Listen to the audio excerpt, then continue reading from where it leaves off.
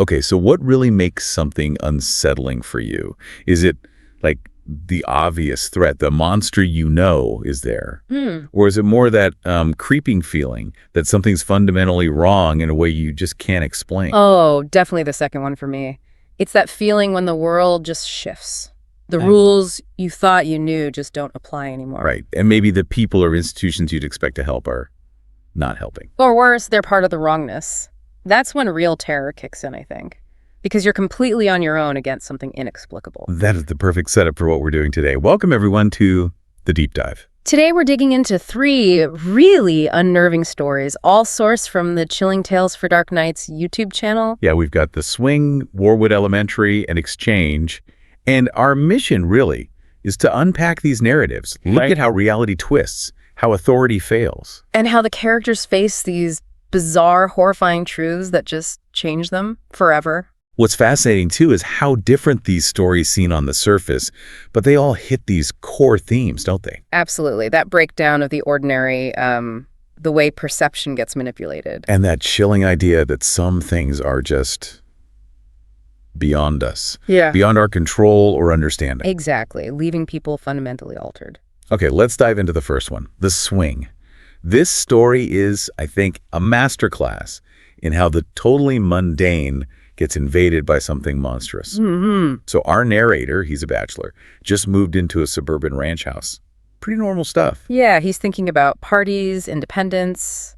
His worries are things like, paying rent, cleaning. Maybe rowdy neighbors. Yeah. Totally relatable concerns. And that relatability is key, isn't it? It grounds us before things get weird. And the weirdness starts subtly, with the boy on the swing. Right. In the neighbor's yard under this big oak tree, always swinging. Always with his back turned, wearing a hoodie and gloves, even though it's summer. Which is odd, but, you rationalize it. Maybe the kid's sick or something. Exactly. The narrator kind of brushes it off initially. We all do that, right? Try to make the bizarre fit into a normal box. We do. Then later, he has a housewarming party. His friend Dan sees the boy still swinging. And Dan makes some dismissive comment like special ed kid or something. Yeah, so it's this shared observation, but also this shared dismissal, almost a refusal to see how truly strange it is. Sets a chilling tone. That tendency to normalize the abnormal. Our brains want patterns, explanations. If something doesn't fit, we kind of force it until we can't anymore. And that moment comes, dramatically. The narrator meets the neighbor, Paul. Paul points out the boy on the swing. And then the boy just stops, gets up, starts shaking violently. Making these all the shrieking, gurgling sounds, just inhuman. Then the mother, Mrs. Langer, rushes out. The story describes her as frail and haggard. Yeah, like completely worn down, gray knotted mane, dark bags under her eyes. You instantly get the sense this has been going on for a long time. She tries to give him pills from a little orange bottle. But he doesn't just take them. He buries his face in her hand, inhales them, hurts her wrist. That detail, inhaling them, that's not normal. That's predatory. It really shifts things. And then he just calmly goes back to swinging. The facade is back up, but the narrator saw the crack. And the mother's appearance, just so drained, tells its own story. The cost of maintaining that facade. Then the next morning, something really mundane happens that escalates everything. The pills. Yeah, an identical orange pill bottle gets delivered to the narrator's house by mistake. Wrong address. Just a simple mix-up. Annoying, but normal. And he thinks, I'll return them later. Yeah. Puts it off. Totally understandable. A relatable moment of procrastination that has huge consequences. It ropes him in. Because later that evening, ambulance at the Langer house. Mrs. Langer, wheeled out on a gurney. Bloodied, lifeless. The description mentions pale, bruised wrists. Just awful. And the official story. Police say it was a coyote attack. Right, which the narrator and Paul both know is garbage. It doesn't add up. They ask about the boy, and the officer just brushes them off. Says he ran away for safety. But the narrator sees it in the backyard, among the carnage. The boy's hoodie and gloves. Proof the coyote story is a lie. A cover-up. And this is that failure of authority we talked about. The official story protects the illusion, not the truth. Exactly. And it isolates the narrator. He knows something terrible happened, something the police are actively hiding. He's holding the secret now. And that isolation quickly turns into direct horror. He's inside his own house. Here's that gurgling sound again. Chilling. Coming from his bedroom. He freezes, sees something. A small creature. Human, but on all fours. moving in this eerie and awkward way. He uses his phone's flashlight, and it's the Langer boy. But not the boy from the swing. This version is changed. Tattered and worn out, wrinkles and scars, dilated pupils, weird colored irises. Sharp, mangled teeth. And the worst part, Yeah. shreds of his mother's flesh in his mouth. Ugh. It's the complete breakdown. The familiar child revealed as this grotesque, predatory thing right there in his house. The boy shrieks. Wants the pills, the ones delivered by mistake. And the narrator. Terrified. What else can he do? He pours them into the kid's hand. Forced compliance. The boy takes them, consumes them, smiles. Walks out, goes back to his swing, looks normal again. Horrifying. He's not just a witness anymore. He's an unwilling participant, coerced into keeping this monstrous secret going. His safety, his agency, Yeah. gone. The story ends with him planning to move, obviously. Having nightmares. And the boy is still there, always swinging. But now, Now he's facing the narrator's house. yeah, haunting eye is peering into mine as he smiles that horrid smile. Chilling. And the final detail. Mr. Langer is now the one giving the pills, the supply dwindling. Until eventually, just an empty swing. It perfectly shows how that suburban normality can hide something truly unspeakable and how you can be forced into complicity. Yeah, it really sticks with you. Yeah. That idea that some horrors don't end, they just transfer. Leaving you trapped with a secret too awful to tell. That theme of complicity, especially within seemingly safe places, leads us straight into the next story. Warwood Elementary. Ah, yes.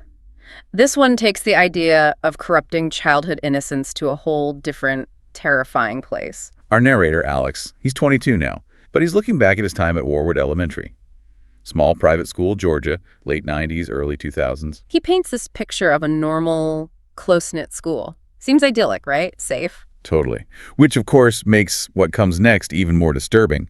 The violation feels deeper because it's coming from inside this supposedly nurturing place. And the first hint of something wrong whispers about the bad chair. Right. A kid named Eddie talks about a secret door in the teacher's break room leading to this chair. He gets linked to this misbehaving fourth grader, J-boy. Supposedly, he was sent there instead of being expelled. And the teachers. They told everyone he was at the hospital. See right there, a hidden system. Teachers manipulating the story about a missing kid. The threat is internal from the start. Then the rumors get way more concrete. A sick fifth grader, Steve, confirms it, adds details, He says the bad chair is under the school. Hidden door in the lounge. describes this dark room. Candles, a wooden chair with leather straps. And a human skull on top. Whoa. Okay, so straps, skull, candles. That's not detention. That sounds like. A cult ritual. Instantly takes it out of the realm of school discipline and into something ancient, malevolent. In an elementary school. And Seg describes more. Something called wood dancing. Teachers in black clothes, twisting in impossible ways, whispering. J-boy screaming, but no one hears him. But here's the crucial bit Steve mentions. Something went wrong, something joined them, which allowed J-boy to escape. And remember. Remember, that's the key. Because as Steve reveals just before Mrs. Shonda, the recess attendant, cuts him off. If the bad chair worked properly. You didn't remember it. You didn't remember being there at all. So J-boy remembering was a glitch in their system. Other kids might have gone, but their memories are wiped. And that is terrifyingly insidious. It's not just punishment, it's memory alteration. Wiping parts of your history, yourself. We start seeing hints of this memory effect. First grade, end of the year. A kid, William, runs out of the bathroom, hysterical. Crying, Steve, it's Steve. Later says he saw Steve on the ground, wiggling, but it wasn't even Steve, it was something else. Whatever he saw, it clearly traumatized him. William gets homeschooled, sees a doctor. The school brings in a bathroom buddy system after that. Then another kid, Scotty's older brother Caleb, gets detention for cheating and has no memory of it later. Fits the pattern. The bad chair worked on him. And then comes the real gut punch for Alex, the narrator. His own mother casually mentions an incident he has zero memory of, drawing on a whiteboard, getting detention. Confirming he also took a seat in the bad chair. His memory is from 2nd to 4th grade. Unreliable, maybe gone. Imagine that. Realizing huge chunks of your childhood might be fabricated or just missing because the institution meant to educate you was actually altering you. It's a profound violation. But the most direct horror comes from the youngest kids. The kindergartners. There's a power outage. Miss Natasha, their teacher. In this non-religious school, mind you, leads them in a weird prayer. Mentions dead Steve and J-boy. The kids say it made them feel tingly, sleepy. One kid fights sleep, sees Miss Natasha leave the room. Then something joined. It knew he was awake, stood over him, a heavy weight, but not touching him. Another kid, Joshua, confirms screaming, says something touched all of us one by one, knew my name, and then smiled. Ugh, that detail smiled and knew their names. So incredibly perverse. And none of them told their parents. That silence speaks volumes about the fear or maybe the normalization of this horror for them. Years later, Alex goes back. The school's renamed, but the building's the same. And who does he find still teaching kindergarten? Miss Natasha. Still there. He finds the old teacher's lounge, the other door is unlocked, he goes down. Dark stairwell. He feels pain, hears gurgling. Like the place itself is triggering something. Expecting the ritual chamber, right. But he finds storage boxes. Just normal stuff. Seems anticlimactic. Until Miss Natasha shows up. Welcome back, Alex! She opens a box, takes out the skull. And it's not human. It's described as a girl, none of a human and of no animal I had ever seen. She places it on Alex's head. And bam! The memories flood back. Suppressed memories. Teachers in black, candles, being bound in the chair, distorted faces, the ground shaking, freezing wind, his friends vomiting, it all comes rushing back. The full ritualistic horror confirmed he was there, he went through it. The skull is some kind of trigger or key. And then Miss Natasha explains the purpose. She talks about the unpronounceable entering children entering me, calls dead Steve a demented bald boy tearing out of flesh. She says, when it did work well, there's a little piece of something everywhere.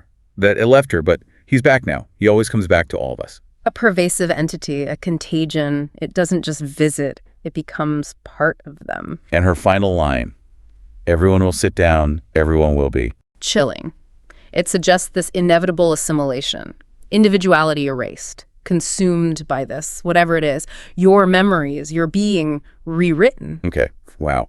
If Warwood wasn't enough psychological horror, let's move to our third story. Exchange. This one hits different. It's about parental desperation pushed to the absolute extreme. Our narrator is a father. His daughter is dying from the same mysterious illness that killed his wife years ago. Chest pains, breathing problems, panic. Diagnosed with diseased heart and lungs. Needs a transplant. But her blood type is incredibly rare.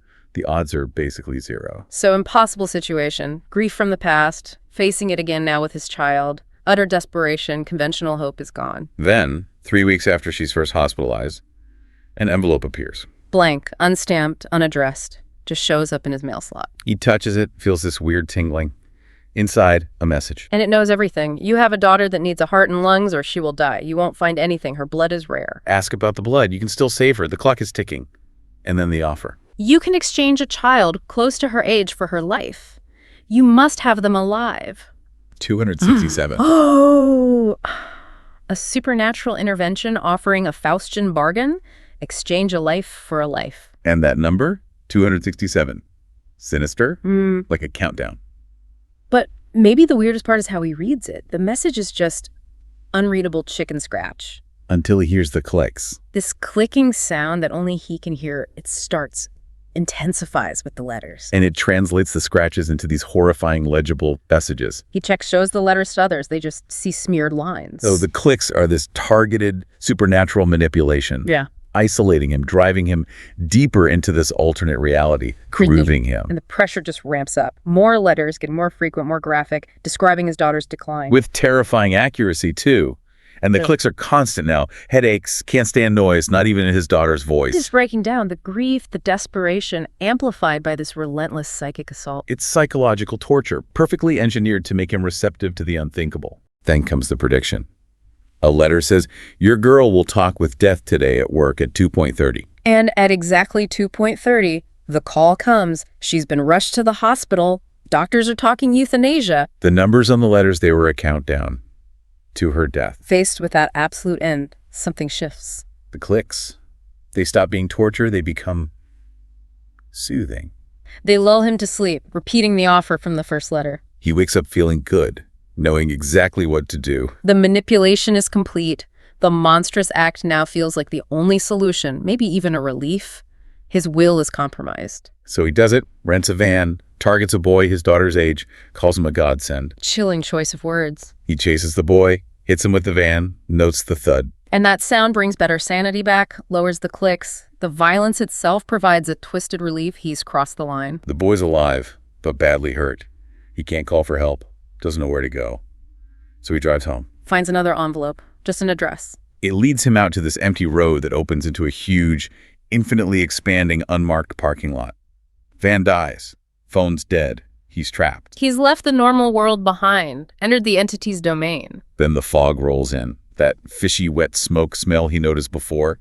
A figure with a lantern guides him. And he sees the workers. Children, all ages, some without clothes, some with these horrific, precise injuries, meat scooped out, heart-sized holes, missing eyes. But they're still working, digging holes in the asphalt, filling them, perpetual, agonizing labor. And then he sees the other things. Tall, armless creatures with pale, beautiful women's heads and tree-like bodies. Clicking from their throats. They surround a boy who tries to run and just consume him. This is the exchange, this horrifying alien system fueled by these sacrifices. Laid bare, a factory of suffering. He reaches his destination. A cave made of bodies, skin, stripped of muscle, bone, organs. Inside, a cooler, as promised. 1 heart and 2 fresh lungs. Instructions on what to do. The transaction is complete. His humanity traded for the organs. He wakes up back home, living room, cooler's there.